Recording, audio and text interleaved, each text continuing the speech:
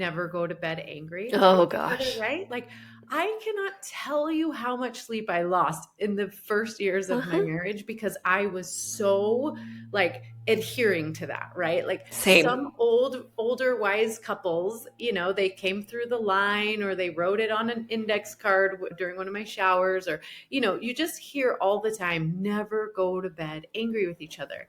And here's the thing, when you're tired or agitated at the end of a long day, you're usually going to be nitpicking with each other and little arguments will start to surface. And my husband would be like, oh my gosh, I've been working all day long. I have got to get some sleep. And he could roll over and just fall asleep. And to me, it was like the biggest slap in the face. Welcome to the Marriage and Motherhood Podcast. I'm your host, Michelle Perda. As a marriage coach who's married with 3 kids, I know how much parenthood could change a marriage. If flirting, laughing, and having fun together feels like a thing of the past, then I'm here to teach you that marriage doesn't have to feel so hard with your parents, and your marriage can thrive even when you're in the season of raising kids. Whether you're in a good place in your marriage and you just want to continue growing together, or you're wondering if you even like your spouse anymore, this podcast has something for you. Join me here each week as we dive into what it takes to help your marriage grow, and maybe even do a 180. You'll learn ways to handle conflict better, bring that spark back into your relationship, as well as learn how to improve other areas of your life from my lovely guest experts. Are you ready for the next stage of your life and marriage? Let's dive in. Hello. Welcome back to another episode of the Marriage and Motherhood Podcast. You guys are in for a treat today because not only do you have me, you have another relationship coach here today. I have Monica Tanner here. She has been on the show before. I have been on her show, and I'm just here to support her today because she's coming out with a book, and I'm so thrilled and proud of her because that is not a small feat. That is so awesome that you could be like, I'm an author, and it's so exciting.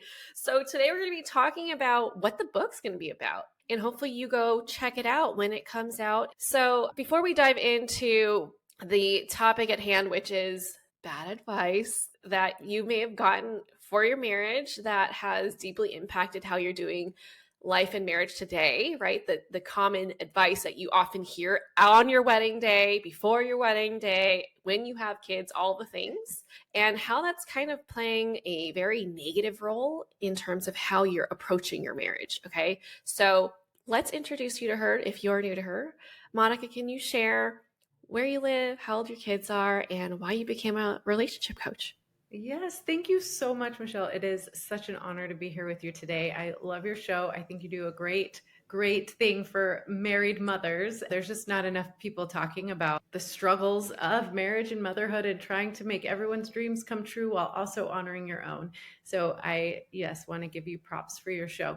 I am from Boise, Idaho, originally from Texas, but my husband was born and raised here, and he sold me on it. So we raised our family here in Boise, Idaho.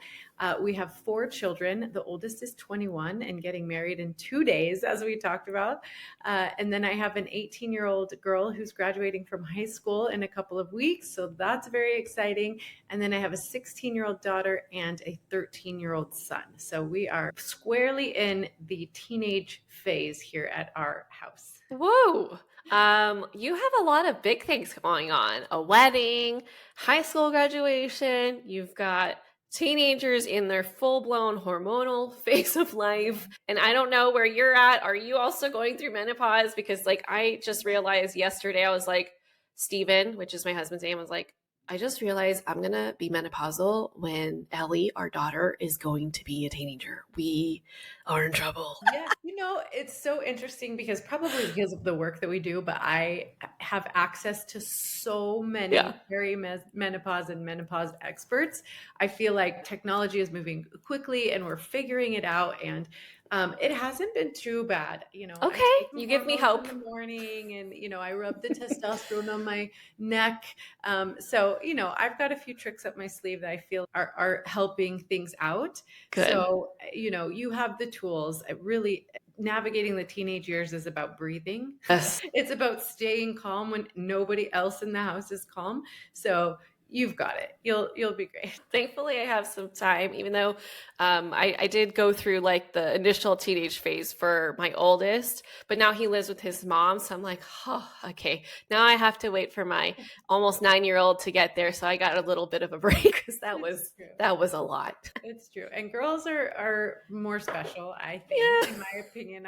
They get a little bit more emotional. Like this morning, the tragedy in our house was that one of the bathing suits that got washed with the laundry, bled all over clothes. Oh And so we no. had, her clothes are ruined and her life is ruined. And how are we going to get through this? And, I just had to stay calm. Yep. Keep saying they're just clothes. We can manage this. It's going to be okay. But Yeah. we get worked up over things, and that's how that goes. Yeah, I already experienced that with my 5-year-old. She's a very emotional person. So hopefully by then she will have learned a lot of tools. We'll see. But I keep anyway, thinking to myself, I'm calm. She's seeing me calm. Like, hopefully the mirror neurons are working a little bit. right? She can calm herself down. I don't know. Fingers crossed. Hopefully they'll rub off. Yeah. All right, so let's get into why you became a relationship coach. Why is this so important to you? Yeah, to be honest, I am not sure. From a very young age, I was very interested in how relationships worked. And I thought my parents were happy. But when I was 12 years old, they announced that they were getting a divorce. And I remember thinking, wait a second, like, you can't do that, right? And they did. And so I just remember looking around to my friends' parents and people that I knew and, being very detail oriented on how they were interacting with each other and if they seemed happy. And the problem I found is that most of my parents' friends were either divorced or they just didn't talk to each other very often. They just everybody just did their own thing. And, going through college, I studied sociology and I kind of wanted to find out like what makes relationships happy and lasting, and is happily ever after even a thing? Like, can it even be achieved? And then I met my husband and I was like, you know what? I know I want happily ever after, and I will go to whatever length I need to figure out how that works. And so I've just always been very interested in relationship dynamics, and I've just made it kind of the obsession of my life. I read all the books and listen to all the podcasts and take all the training courses. And now I've had a lot of experience with couples and different phases and stages of creating their happily ever after. So yeah, I feel like I can really call myself an expert just because I've done the work.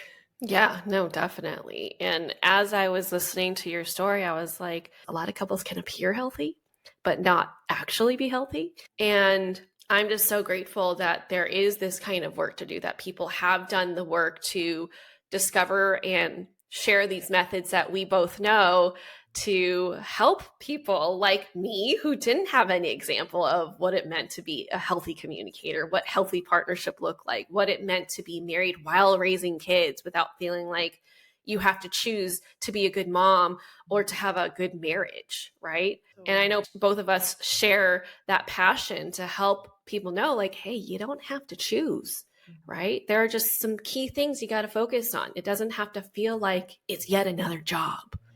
Yeah. So let's dive into some of the pieces of bad advice or myths that you've come to hear, whether it was, pre-marriage or even after marriage, and as a relationship coach, that you're just like, oh my gosh, how is this even still circulating? Yeah. And it's so sad because, when you hear it, it sounds logical. There's so many, the book is laid out, there's 15 chapters, and each chapter deals with, a bad piece of marriage advice and why it doesn't work and what to do instead.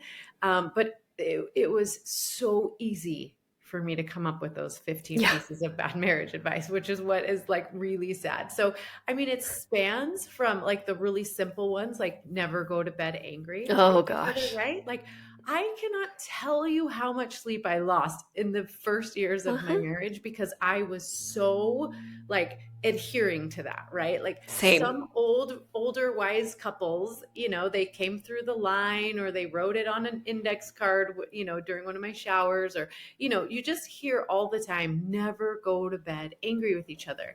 And here's the thing. When you're tired or agitated at the end of a long day, you're usually going to be nitpicking with each other, and little arguments will start to, surface. And my husband would be like, oh my gosh, I've been working all day long. I have got to get some sleep. And he could roll over and just fall asleep. And to me, it was like the biggest slap in the face. Like, I'm still upset. Like, we've got to talk about this. And everybody told us that we shouldn't go to bed angry. So I am up huffing and puffing and like, shaking him awake and crying loudly. So like, why don't you care enough about us to stay awake to solve this? It was like, great. I'm like, how can you sleep right now? Like, I'm unhappy, right? And so, yeah, so many sleepless nights over that bad marriage advice.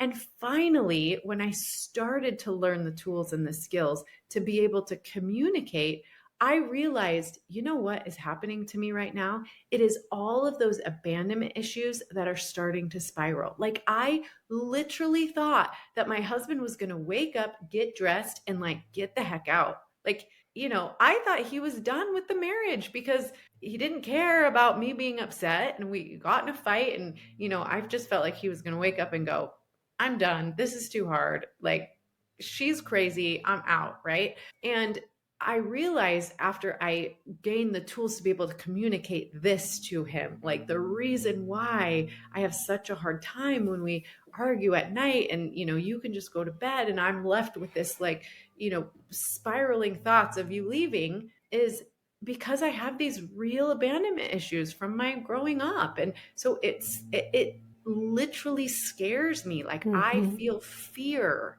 when you do that. And he was like, listened. And he was like, guess what? I'm not going anywhere. It's not in my programming. Like, I'm here for the long haul. Like, you don't have to worry about that. And so we figured out that instead of me obsessing all night about what was going wrong, that he could just say, you know what? I love you. I'm not going anywhere, but I'm so tired and I don't have the energy to work this out right now. Let's get some sleep and we'll revisit in the morning. And guess what happened? Like, I thought that my husband was incapable of apologizing because, in like our day-to-day life, I couldn't hold on long enough. Like, if anything happened between us, I was always the first one to be there. With, I'm sorry. Let's work it out. Let's talk about it. Right. But I learned through this whole, like, going to bed upset, or like, it's okay to not be agreeing on something and go to bed. First thing every morning, he'd roll over, snuggle me and say, I'm sorry for being rude last night, or I'm so sorry we fought, or let's figure this out, right? And he would always apologize. And I was like, wait, I just had to like sleep and like hold out long enough and he will apologize? Like, whoa, it changed my marriage. It changed my understanding of what like even it means to apologize. So I will say that don't go to bed angry is the worst marriage advice. Like, don't do that. However, the caveat is, if there is an issue, be sure that in the morning that you do address it, right? Sometimes in the morning, he's like, I'm sorry we fought. I don't even remember what that was about, and we'll be like, moving on with our day, kiss and make up, right? It's all fine. But sometimes I'd be like, oh, my feelings were really hurt when this happened. Or, I still think we need to come up with a better solution to this because it's not working. And I can voice those things. And in the morning, we have way more brain space to be able to. So that probably is the most obvious bad marriage advice in the book. Oh no, totally agree. And I can relate so much because I was running off of that same programming where I was like, no, I have to feel the security of feeling like we're okay before I can safely sleep. Because if I don't feel like we're okay, then that means we're going to like be over. Something bad is going to happen. I don't know, but something bad. And I just made up so many scenarios in my head. And also, we process differently, right? Yeah. I am like always ready to like talk things out, whether that's good or bad, right? Like, that's not always the greatest thing to jump right in either. But I learned that my partners, including my husband and all the ones in the past, they tended to need time to process, right?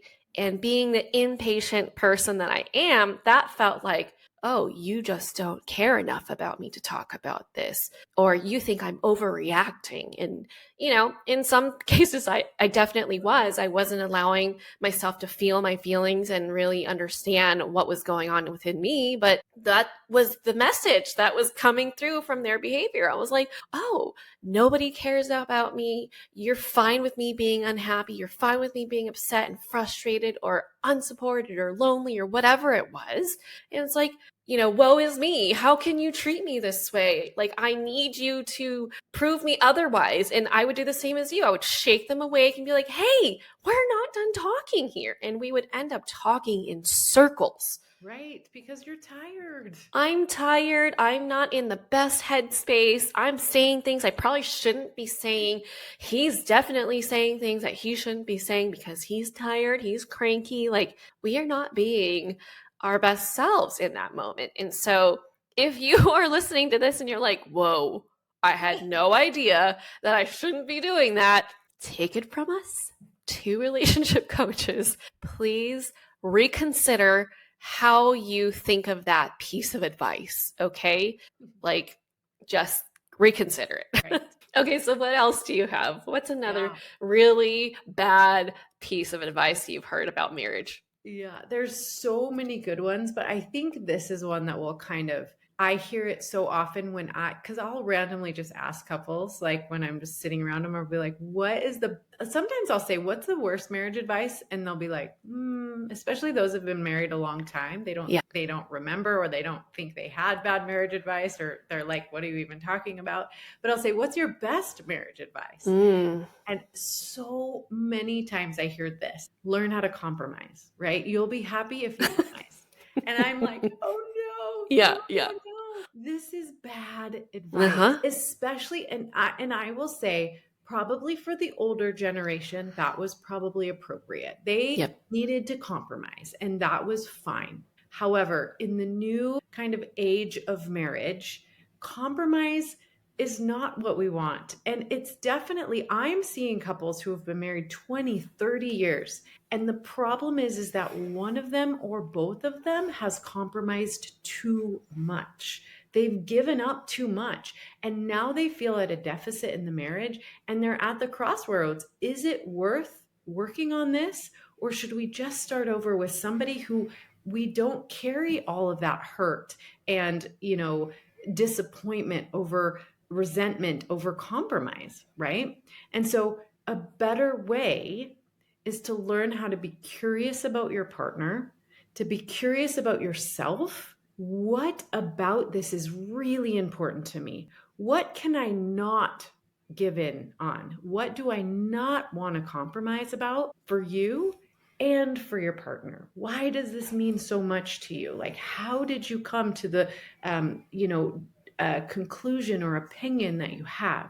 And then when you've done that, then you have more power between the two of you and understanding that you can cooperate and you can collaborate and you can create solutions that neither of you could have come up with on your own. And a lot of times this has to do with fulfilling your dreams, taking care of your kids, what's best for them. And the beautiful thing about having 2 perspectives, 2 opinions, 2 life experiences is that you have all of that richness to draw from, but you have to be willing to understand each other and what is most important. And that often requires that you figure out what's really important to you. A lot of us don't. A lot of us are like, oh, I can compromise on that. Or sure, I'll give in this time, which engenders a lot of scorekeeping, also resentment, right? So, I cringe when I hear the word compromise because I don't think it's necessary to ever compromise, especially on the things that are important to you. Absolutely. And, in theory, compromising sounds like a fair thing because it's like, oh, you give a little, I give a little. And it's not a total loss for everyone, right? But what Monica is saying is that when we compromise and we are not clear on, like what she said, what's really important to us, where our lines are, like what are our boundaries, what is true for us, When we compromise and we're not clear on that, we can try to be kind towards our partner, but really we're abandoning a part of ourselves. Yes. We're giving up a part of ourselves that's unnecessary. But when we can both come through as partners and say, okay, this is something that is essential for me to continue being me, for me to feel respected in the relationship, for me to feel accepted, and what is yours? Okay, great. So those are like hard no's, like we're not touching that. And then you can come together and brainstorm creative solutions. Mm-hmm. That's where the beauty is, because when you're able to do that, then it's like you both have buy-in. Then it's not a compromise for either of you. It is a decision that you are mutually buying into, that you're okay with. Then it's just like, okay, we're agreeing. We are collaborating. We are not compromising where it's like, okay, well, I'll give you 2 of my fingers and then you give way to your toes and we're okay. Like, no one needs to give up parts of themselves. This gets to be a joint decision that we're both good with. Yeah. And it's, you get better at this over time. Absolutely. One thing that I know you talk about a lot, Michelle, and where I see this is the most damaging is when we're talking about motherhood and moms who give up a lot of who they are, what their dreams are for the marriage or to be a mom, right? And so what I see a lot is women in their 20s or after they've been married 20 or 30 years, their kids are grown and they feel like they gave up so much of what was inside of them, of what they felt like was their contribution in the world. And you don't have to do that. There is so much now support for working mothers, for, like, being a stay-at-home mom was really important to me. I had 4 young children and I nursed them all for about a year. And so it made more sense for me to be with them all day during the day because I could feed them and care for them and nurture them. And that's what I wanted to do. But also I realized every single time my kids got to be a certain age, I would feel the itch. Like, I want to do more. And I always was able to, and I'm very lucky. I realize I'm very blessed that I was able to create something that I could do from home. Like, for a long time, I hosted a 3 times a year, I would host an event where a lot of moms, but creators of homemade products would come together and sell them. And so, while I was raising my kids, I was, having that creative outlet. And then I could use my business brain to do all the marketing and get people to come and buy the things that I created and others created. And then, of course, now that my kids are older and I was able to go back and do some schooling and get some training, I can do this. But I am very intentional about when I work. I make sure that I, I'm always getting my kids to school. I'm up in the morning with them and I make sure they get to school. And then I stop my day at 3:00 when my kids start coming home from school. I made a commitment that I wanted to be at the crossroads. So that's when they leave for school, when they get home from school, I support them in their sports in the evenings and on the weekends. And then I'm home when they come home after being with their friends, right? And so that was the commitment I made for myself. So I constructed a way that I could contribute in the world, that I could do what I was passionate about while they're at school, while they are away from me. And so, I didn't ever have to compromise those things. And I get to go on speaking engagements and to conferences and training events and things like that. And my husband just naturally slides in and is able to take care of the things that I normally would take care of. And it's not him watching the kids for me or doing anything like that. It's, we have collaborated on this life together where there's room for both of us to do the things we feel very called and passionate to do. So, that's what I would say. Stop compromising. Don't compromise, because compromising at some point is going to catch up to you. And when you've given away, like Michelle said, your fingers and toes, when you've given those things away, you're going to realize at some point, I wanted those fingers and toes. I didn't want to give those things up. And there is a way, if you are committed to the process, to be able to keep all your fingers and toes, to be able to, do all of the things that you dreamed about doing and being together in a collaborative way. Absolutely.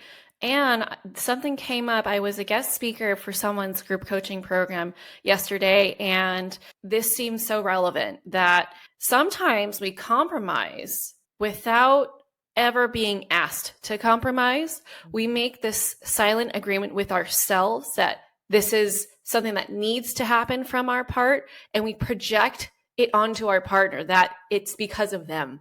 They need us to do this. And so that's another tally mark for why collaborating and having these really big conversations with your partner is so essential, because you can get that confirmation or that realization that they didn't ever ask you to do that. They don't even need you to do that. They thought that you wanted to do that. But really, it was an assumption that you had made, whether it's because that's what you saw from your parents or that's what you saw all around you in your community. And so making sure that you're not compromising because you feel like you should, right? Let's be more intentional about, okay, I'm making this decision because of this, not because I feel like I need to, and no one has ever told me to. And I'm not saying you're doing this on purpose, because a lot of us do this, right? I'm sure I'm guilty of doing this at times. But when you feel like you're in a pinch and you feel like you're giving too much of yourself, you have to ask yourself, well, why am I doing this? Well, how did I come to the decision to do these things or give up this part of me? Did someone ask me to? Do I have an actual good reason, or did I just kind of fall into doing this? Right. Am I not honoring myself? Because that's really important. Yeah, absolutely. Absolutely. Okay. So those are two really big pieces of advice that we highly recommend that you don't follow. Tell us what inspired you to write this book. So you said there's 15 myths in there, right? Yeah. So what made you want to write this book? Yeah, well, thank you for asking, because it's a cool story. So like I told you, my oldest son is getting married. Yes. He's getting married really young. Yes, very young. I knew that he was going to get all of this advice. And I, as his mom, who's been married for 23 years myself, and worked with tons and tons of married couples, and I've interviewed experts for years and years and years. And so I feel like I have all this inside of my heart to share with them.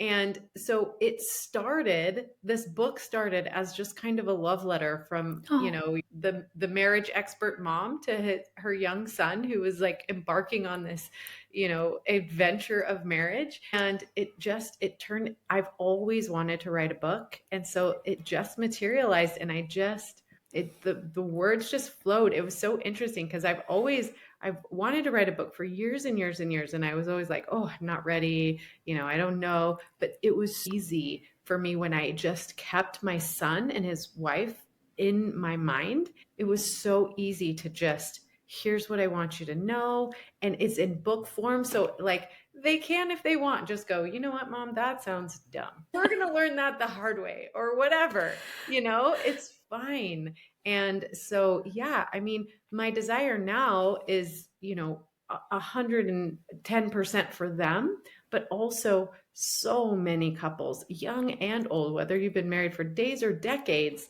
these things will affect you. There's so much. And the through line, because I don't know how many more pieces we have to really discuss, but the through line of the book, or how you can know whether you're following misguided advice or not, is, does it create more communication or less? Because a lot of these, and I'll just throw some out, like happy wife, happy life, don't sweat the small stuff, divorce is not an option, the right person will never hurt you. Those advice, they'll clamp down the communication, right? Because if you just live by the idea of happy wife, happy life, you're not going to communicate your desires. If you're the husband, you're going to be like, oh, whatever she says goes. I don't, which will over time create so much resentment and withdrawal. And it's just a terrible, like, why would you create two people and only one person gets what they want? I mean, that's Right. silly, right?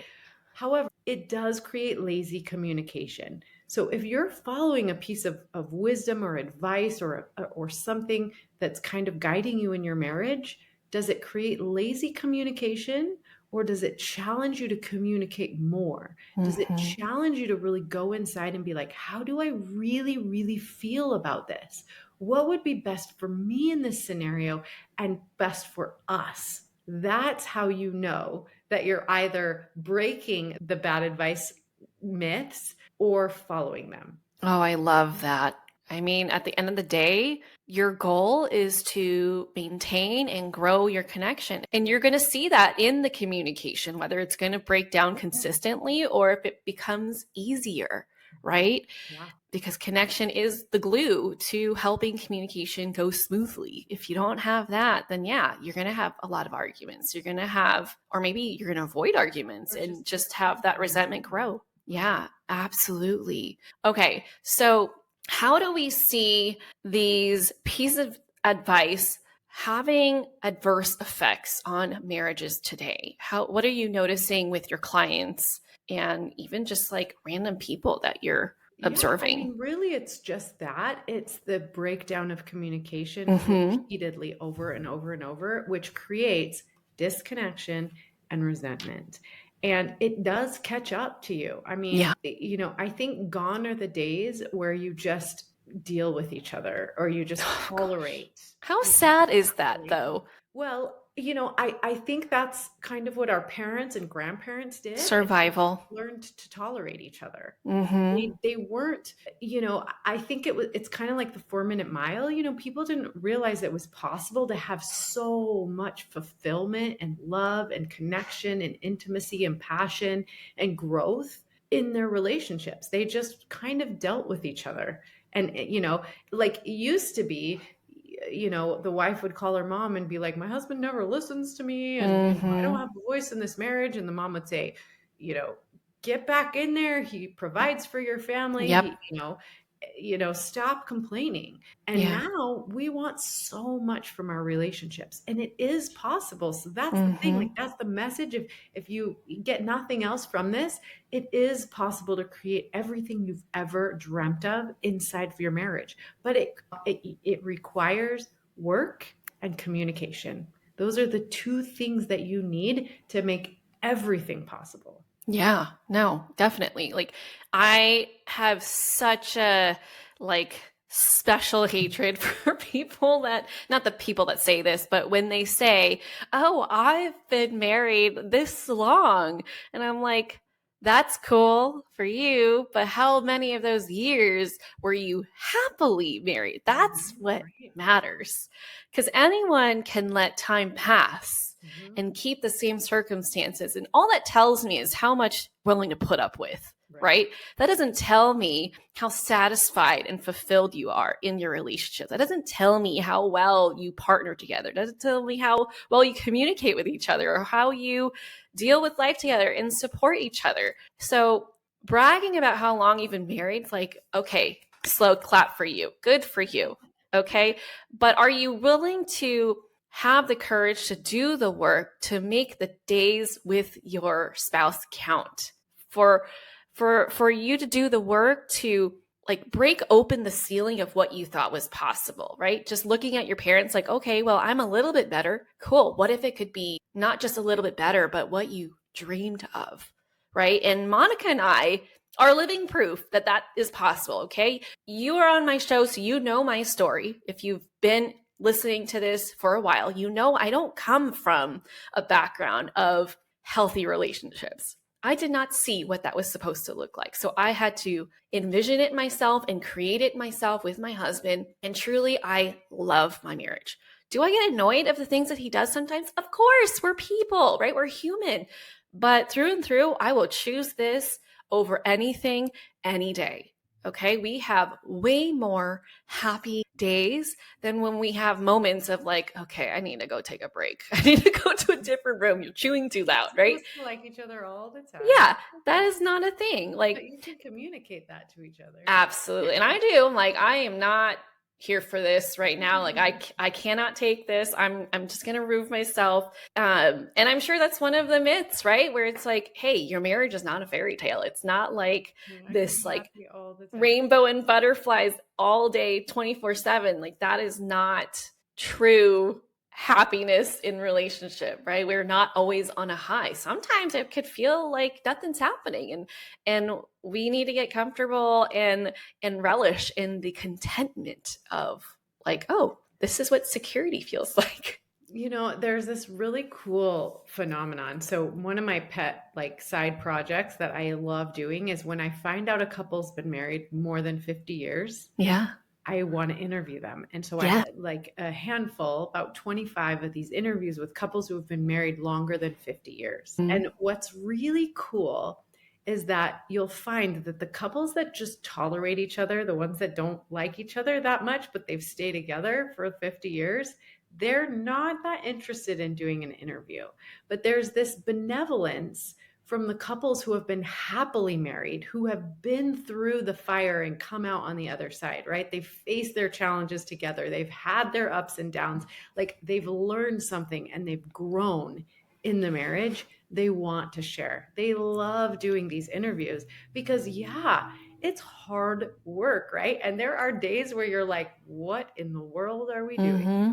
You know, mm-hmm. But if you can get through that, if you can grow through that, if you can handle the discomfort for growth, if, you know, you've really done the work together, then those couples have so much to share. And sometimes they give the bad marriage advice, but not often. Oftentimes they probably started on those pretenses and they figured out a better way. Yeah. Yeah. And people who are happy want others to be happy. Right. Right. And it's kind of their legacy, right? Like this is hard fought and won, right? Yep. And so like, how can we help the younger generation? You know, because that's what I always tell them. I'm like, listen, I will create resources for married people to get to where you are. So if you would describe yourselves as happily married, I would love to interview you and find out how you right? Yeah. And those people are happy to share because they're like, yeah, we've been through some shit.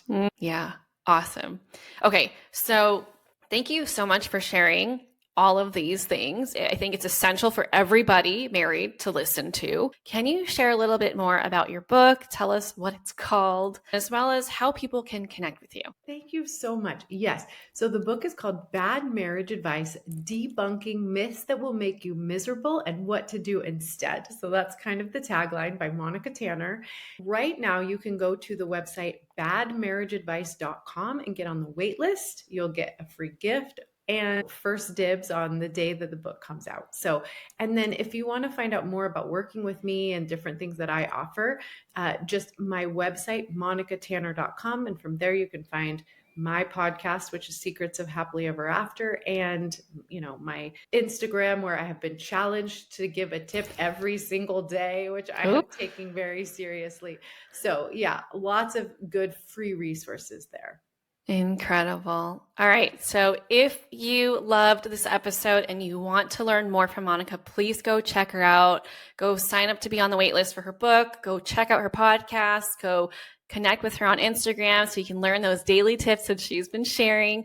And if you know someone that could benefit from listening to this episode, you're like, they are a walking red flag in their marriage because of the awful advice that they've been given, send this episode to them, okay? And if you love this show, I would so appreciate it and love you so much if you leave a review and a rating on Apple Podcasts and Spotify. And that's it for today. I'll catch you back here on the next episode. Bye.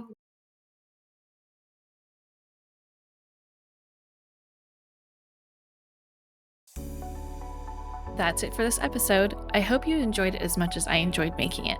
If you did, please send me a message over on Instagram at Michelle Perta Coaching to let me know what you loved most about it.